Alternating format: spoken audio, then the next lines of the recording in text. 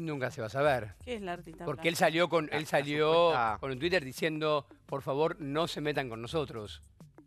Claro, Pegado pero al si de vos vivís Pampita. posteando Instagram y cobrás una fortuna, Claro. vas a eventos para salir en revistas que te pagan una fortuna, no podés pretender que no hablemos Saben de que ellos. saben que los Pico y Pampita con todo cariño, los quiero los dos. saben que los Tienen ir a eventos de terapia Punta para del Este son enterarse en de dólares cómo y funciona con el mucho mundo. cero, Fabián. A ver, ¿me ponen los Twitter de ellos? ¿Lo podemos buscar, producción? Hoy tuiteó Comienza algo. ella con el primer Sí, Twitter claro, y ahí baja. acá está. Hace unos días Ese. con @PicoMónaco decidimos separarnos. Estamos tristes porque dimos lo mejor de cada uno y no funcionó como esperamos. Perfecto, impecable el texto hasta acá.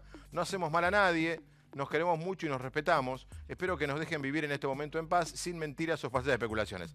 El sin mentiras o falsas especulaciones es lo que o hay una o hay tercera algo- o hay un tercero. o hay un tercero. Listo. Si no, no Listo, pones, no pones no eso. pones esa parte del...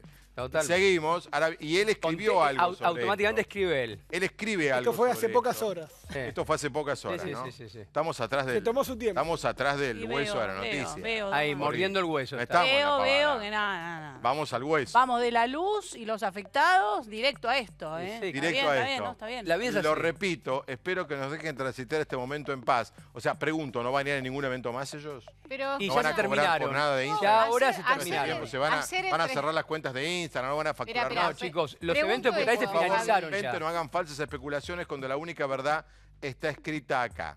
Claro, esto es también, no me inventen un No me romance. inventen un romance. Que Que también por salió un supuesto ayer romance. se inventó. Salió uno, claro. Bueno, yo pregunto esto. Obvio, antes de con ese esperá. título, ¿qué haces como periodista?